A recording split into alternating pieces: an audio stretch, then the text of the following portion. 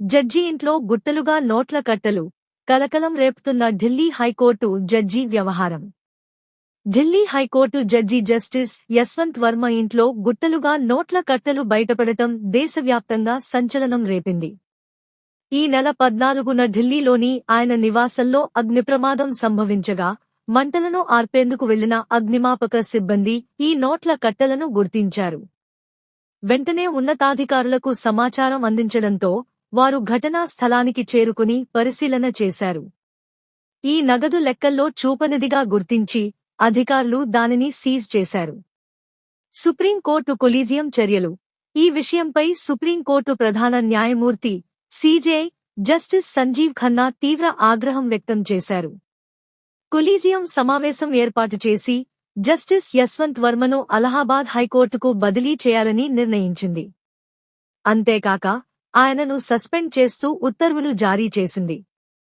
అయితే కేవలం బదిలీ ఒక్కటే సరిపోదని, న్యాయవ్యవస్థ ఇమేజ్ను పునరుద్ధరించేందుకు మరిన్ని చర్యలు అవసరమని సర్వత్రా విమర్శలు వ్యక్తమవుతున్నాయి. కొలీజియం తీవ్ర పరిశీలన. 5 సభ్యులతో కూడిన కొలీజియం ఈ వ్యవహారాన్ని తీవ్రంగా పరిగణించింది. బదిలీ మాత్రమే చేస్తే న్యాయవ్యవస్థ ప్రతిష్ఠ దెబ్బతింటుందని భావించింది. జస్టిస్ యశ్వంత్ వర్మను రాజీనామా చేయమని కోరాలా లేక అంతర్గత విచారణ చేపట్టాలా అని కొందరు సూచించారు. గతంలో ఆయన అలహాబాద్ హైకోర్టు నుంచి బదిలీపై ఢిల్లీ హైకోర్టుకు వచ్చిన విషయం తెలిసిందే. అలహాబాద్ హైకోర్టు లాయర్ల ఆందోళన. జస్టిస్ యశ్వంత్ వర్మను అలహాబాద్ హైకోర్టుకు బదిలీ చేయాలన్న నిర్ణయాన్ని అక్కడి బార్ అసోసియేషన్ తీవ్రంగా వ్యతిరేకించింది. మా కోర్టు ఏమన్నా చెత్తబుట్టా అని ప్రశ్నిస్తూ ఈ మేరకు అలహాబాద్ హైకోర్టు చీఫ్ జస్టిస్తో పాటు ఇతర న్యాయమూర్తులకు లేఖ రాసింది.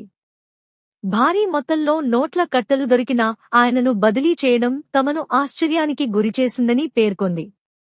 సుప్రీంకోర్టు స్పష్టీకరణ.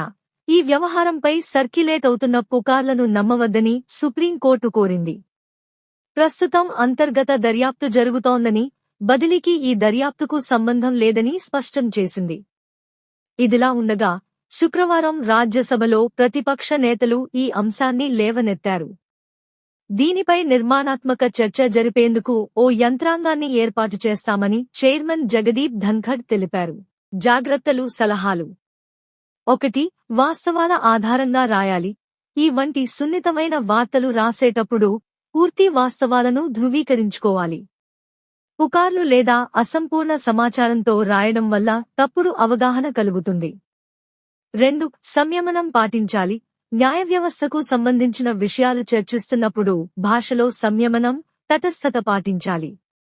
ఆరోపణాత్మక లేదా భావోద్వేగపూరిత వ్యాఖ్యలు న్యాయస్థాన ప్రతిష్టను దెబ్బతీస్తాయి. 3. మూలాలను పేర్కొనాలి. సమాచారం ఎక్కడి నుంచి సేకరించారో, ఉదా. అధికారిక ప్రకటనలు, కోర్టు ఉత్తర్వులు స్పష్టంగా తెలపడం వల్ల విశ్వసనీయత పెరుగుతుంది. 4. సున్నితమైన అంశాలపై హెచ్చరిక. దర్యాప్తు దశలో ఉన్న విషయాల గురించి రాసేటప్పుడు ఇది ఇంకా ధృవీకరణ కాని సమాచారం లేదా దర్యాప్తు జరుగుతోంది అని పేర్కొనడం మంచిది. 5.